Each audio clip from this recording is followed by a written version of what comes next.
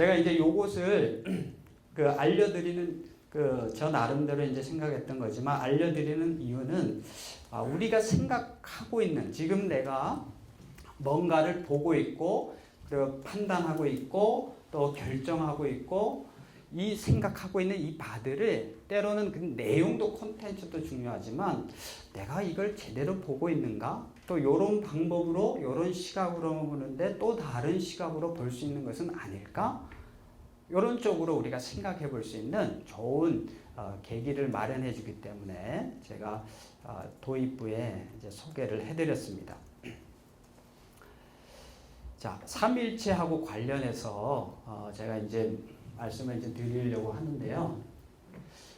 일단 삼일체 하면 여러분들은 굉장히 딱딱하고 어렵고 난해하고 때로는 신비스럽고 또 괜히 잘못 얘기하면 이단으로 찍힐까봐 이제 중요한 건 알겠는데 그리고 고백한다고는 하는데 사실은 내용은 잘 모르겠고 하여튼 이 복잡한 생각들이 사실 있습니다. 근데 오늘날 삼위일체 신학의 르네상스다라고 했을 때에 이 르네상스의 삼위일체 신학의 르네상스에서 좀 중요하게 좀 전달해주는 메시지가 있습니다. 우리가 생각하는 것처럼 삼일체 사실은 책은 어렵죠. 내용은 조금 난해하기도 합니다. 그러나 그 삼일체 교리가 우리랑 전적으로 무관하냐? 관련 없는 거냐? 그것은 아니다. 오히려 우리의 삶의 현장과 오히려 우리의 구원하고 또 직결된 이런 귀중한 것이다라고 하는 것을 새롭게 발견해서 알려주고 있습니다. 이제 그 시작은 더 일찍 갈 수 있지만 제가 여기서부터 소개를 일단 먼저 하겠습니다. 엘리 위젤의 자전소설 나이트라고 하는 소설은 이 사람은 엘리 위젤은 유태인이고요. 홀로코스트 유태인 대학살 당시에 10대 소년으로서 자기도 포롱수요소에서 갇혀 있었습니다. 그때 다른 소년이 죽어가는 모습을 매달려 죽어가는 교수형에서 매달려 죽어가는 모습을 보면서 뭐 이분뿐만 아니라 누구라도 하나님 앞에 또 신에게 질문을 하겠죠. 하나님, 신이시여 도대체 어디에 계십니까? 누구라도 하지 않겠습니까? 600만 명의 이상의 사람들이 다른 이유도 아니고 잘못한 이유도 없고 이것 때문에 죽었다라고 한다면 그 앞에 그것을 목격하고 있는 누구나가 질문을 안 하는 게 오히려 이상한 거죠. 교회를 안 다녀도 신앙을 안 가졌어도 신에 대해서 인정하지 않았어도 그 순간에서는 신이시여 아니 하나님 도대체 어디에 계십니까? 이런 질문을 할 수밖에 없는 것이 인간이고 또 그런 상황입니다. 그렇죠? 근데 이분의 이제 그 자리의 그런 경험담, 체험을 가지고 이제 이걸 썼는데 중요한 메시지를 하나를 던져줍니다. 그 순간에 이 어린아이의 마음속 깊은 곳에 뭔가 음성이 들려오는 거예요. 하나님의 음성 또는 신의 음성이라고 할 수 있겠죠. 또 내면의 깊은 곳에서 오는 소리죠. 어떤 소리냐면 내가 어디 있냐고 나는 죽어가는 저 아이와 함께 매달려 있느니라. 이 음성이 자기의 내면 깊은 곳에서 들렸다는 거예요. 그래서 이거를 자기가 나중에 나오게 되면서 쓰게 됐고 이걸 쓴 것을 바탕으로 해서 홀로코스트를 다시 잘 기억하고 다시는 이런 일이 있어서는 안 되겠다. 이런 운동을 많이 펼쳤거든요. 그래서 이분이 노벨 평화상을 받았습니다. 이 소설이니까 문학상을 사실은 받아야 될 텐데 문학적인 가치보다는 오히려 이제 이런 자기의 체험을 바탕으로 자전적 소설을 통해서 이런 세계의 평화하고 관련된 일이어서 이제 노벨 평화상을 받은 거죠. 지금도 미국의 보스턴 대학교에서 가르치고 있다고 제가 들었습니다. 지금 아마 노년이 되셨겠죠. 자, 요것이 사실은 이제 1940년대, 50년대 당대의 시대적인 물음이었어요. 이분은 유태인이었지만 어쨌든 신에게 하나님께 하나님 이 처참한 상황 속에 도대체 어디에 계십니까? 이걸 물었거든요. 자, 이 물음을 조금 더 체계화하신 분들이 누가 있냐면 몰트만 가운데 있는 책에 십자가에 달리신 하나님이라는 책입니다. 1972년에 나왔고요. 몰트만이 이제 이 책을 쓰게 된 것은 뭐냐면 아까 말한 엘리 위즐의 이런 통찰력을 받아들이되 그걸 기독교 신학적으로 거기에서 좀 더 놀라운 것은 삼일체 신학적으로 응답을 얘기를 한 겁니다. 사실 이 책이 십자가에 달리신 하나님을 얘기하고자 한 포인트는 뭐냐? 이 처참한 상황 속에서 고통 속에서 하나님이 어디 있냐고? 그래서 많은 지성인들이 시대의 지성인들이 하나님은 없다.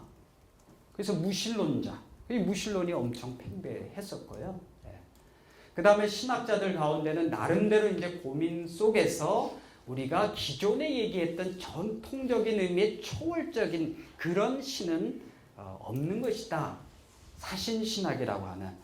근데 이제 사신신학이라고 해서 무조건 하나님이 죽었다. 이런 뜻은 아니라 기존에 우리가 생각했던 방식으로서의 초월적인 부분만 너무 강조하는 그런 의미의 하나님은 신은 없다. 이런 의미가 되는 거죠. 그러니까 잘 해석하셔야 됩니다. 자칫 잘못하면은 너무 이게 다 신앙과 신학 자체는 깡그리 다 배척한 거다.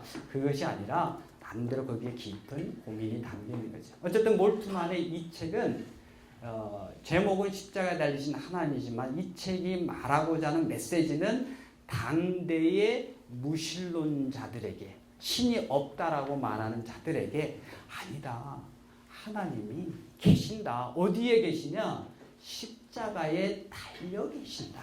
이 세상의 가장 큰 고난과 고통 가운데 한가운데 계신다. 이걸 얘기하고자 한 거죠.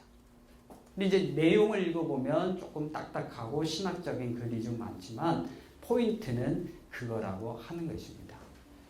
근데 이제 십자가에 달리신 하나님을 통해서 어떻게 새롭게 썼냐면 예수 그리스도가 십자가에 달려 돌아가셨지만 아들로서 하나님의 아들로서 돌아가셨지만 그래서 처절하게 어찌하여 나를 버리시나이까 절규하면서 고통 속에서 죽으셨지만 그것만 본 게 아니라 아들을 버릴 수밖에 없었던 그리고 이 아들이 십자가에 달려 돌아가는 것을 보고 있는 그 아버지는 그래 너 세상 구원하기 위해서 미션 수행해라 가서 매달려 죽어 이러고 냉담하게 저 멀리서 객관적으로 잘하고 있다.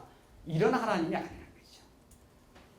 아들이 돌아가는 것을 보면서 아버지의 마음은 얼마나 더 큰 고통 속에 있겠습니까? 아버지의 고통을 얘기를 하기 시작한 거죠. 십자가 사건에서. 잘 해석을 하셔야 되는 게 자칫 잘못하면 그러면 하나님, 성부 하나님이 십자가에 달려 돌아가서 죽은 거냐? 그렇게 보면 이제 성부순환설 아니냐? 이런 식으로 이제 이단 시비가 있을 수 있는데 잘 읽어보면 몰트만이 그렇게 얘기한 게 아니고 죽은 자는 아들 예수 그리스도예요. 그러나 버려진 아들이 죽어가는 것을 보면서 아버지가 그 고통을 함께 느끼시고 공감하신다는 것이죠.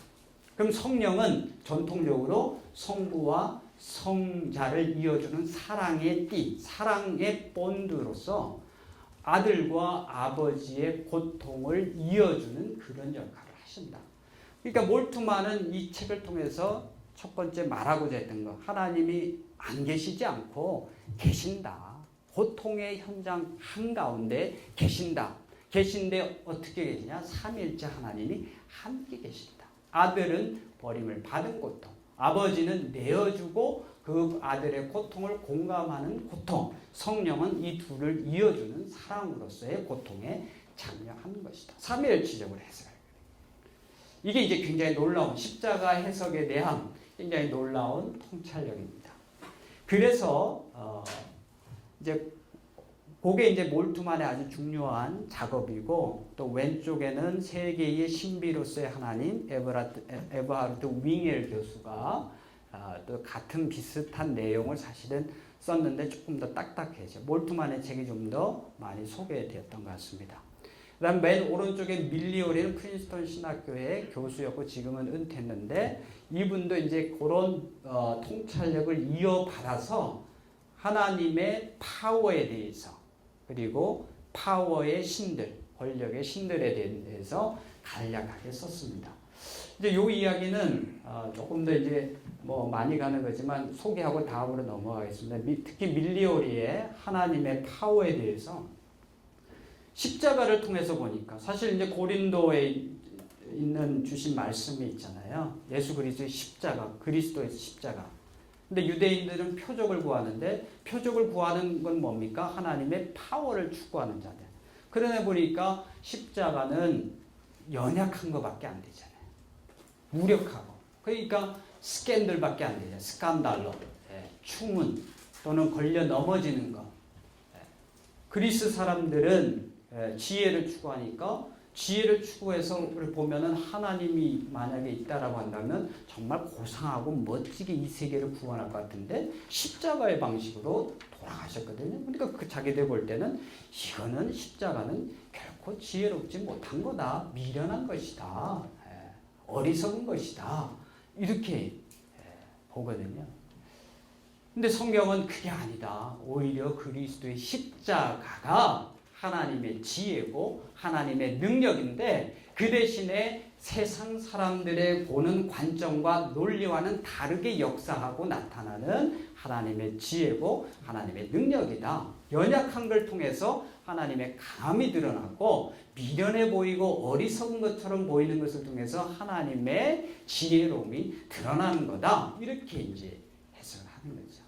요 모티브를 이어받아서 밀리오리 교수는 우리가 하나님의 권능, 하나님의 능력, 힘에 대해서 그래서 우리는 찬양할 때 전능하신 하나님, Almighty God, Omnipotence, Omnipotent God, Omni 모든 것을 potent 하실 수 있는 하나님. 그래서 전능하신 하나님 우리가 믿고 고백하고 찬양하잖아요. 근데 이걸 믿고 고백하고 찬양하면서 자칫 잘못하면 우리가 세상의 논리로 또는 표적을 구하는 사람들의 논리로 하나님의 전능성을 생각하기 쉽거든요. 그렇게 되면 뭐냐면 내가 강해지는 거 또는 하나님이라면 하나님이 세상을 구원하신다면 마치 슈퍼맨이 되셔서 이 세상을 구원하셔야 하는 것이 그들의 논리라는 거예요. 근데 성경은 그렇지가 않다. 거꾸로다라고 하는 것을 얘기를 해주죠. 그래서 밀리오리는 얇은 책을 통해서 하나님의 권능, 전능하심은 많지만 그 전능하심이 드러나는 방식은 우리의 논리 또는 세상의 문화의 논리 또 세상의 가치관 또 이제 미국 분이니까 미국 문화에서 추구하는 힘의 그런 원리가 아니라 미국 문화는 힘, 파워를 엄청 추구하잖아요. 그래서 슈퍼맨을 좋아하고 원더우먼을 좋아하고 람보를 좋아하고 영웅들을 좋아하고 이게 미국 문화의 큰 가치관 중에 하나다. 그런 식으로 예수 그리스도의 십자가를 이해하고 하나님의 능력을 이해하는 것은 오해가 될 수 있다. 그래서 그걸 뒤집어서 오히려 하나님의 파워는 가장 연약한 것 속에서 드러나는 것이다. 이렇게 얘기를 해주면서 그거를 좀 더 다듬어서 삼위일체적으로 설명을 하고 있습니다. 그래서 이제 제가 이걸 통해서 말씀드리고 싶은 것은 20세기 중후반 이후로 삼위일체 신학이 붐을 된 르네상스를 맞이하게 된 중요한 모멘텀은 이거라는 거죠. 삼위일체 하나님이 우리의 삶 속에서 가장 큰 고난과 고통 속에 무관하지 않으시고 그 속에 함께 계시고 응답한다라고 하는 것. 조금 더 확장하면 우리의 구원의 역사. 근데 구원의 역사만 얘기하다 보면 우리의 머릿속에 논리는 뭐냐면 구원의 역사는 요만큼 있는데 그 밖은 구원 밖의 역사니까 마치 세상의 역사가 이원론적으로 나눠지고 이렇게만 보는데 그게 아니고요. 구원의 역사, 구원사를 얘기하더라도 하나님 창조하신 전 세계 속에서 어떻게 만물과의 관계 속에서 구원을 이끌어가느냐, 이걸 보는 게 중요한데, 어쨌든 20세기 현대 삼일체 신학의 르네상스의 중요한 포인트는 그거라고 하는 거죠. 그래서 삼일체 신학을 믿고 고백하고 그렇지만 잘 모르고 우리의 삶하고는 관계없다가 아니라 정말 관계가 있는 거다.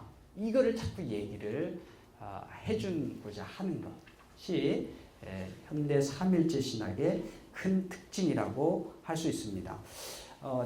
하나만 소개해두면 오두막이라고 하는 소설은 그냥 소설이거든요. 근데 이걸 읽어보시면은 고통 속에서 어린아이를 실종하고 잃어버리고 살해당하고 그것을 알게 된 아빠, 엄마, 특히 아버지의 그 고통을 그리면서 그 속에서 아이를 향해서 아이를 찾아 나서는 그 아버지의 심정으로 가다가 그 속에서 소설의 어떤 환상 속에서 하나님을 만나게 되고 깨닫는데 그 속에서 삼일체 하나님을 만나게 되고 삼일체 하나님을 만나보니까 세상의 질서하고는 전적으로 다른, 세상의 질서는 지배하고 군림하고 힘이 있다면 지배하고 군림하는 거죠. 그러나 하나님은 스스로 계시면서 하나로 계시는 그런 하나님, 그 속에서 사랑과 평등의 하나님, 이런 하나님을 만나게 되는 그것을 이제 소설로 표현을 한 거거든요.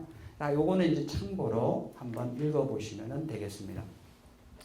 그래서 일단은 현 20세기 중후반의 현대 삼일체 신학의 가장 큰 특징은 그거다 하는 것을 여러분들 일단은 머릿속에 딱 잡고 계시면 좋겠습니다. 이제 요거는 기존의 우리 그리스도인들이 신앙생활을 해왔고 삼일체 하나님을 믿고 고백한다라고 했지만 사실은 별로 그렇게 연관성을 잘 못 찾고 오잖아요.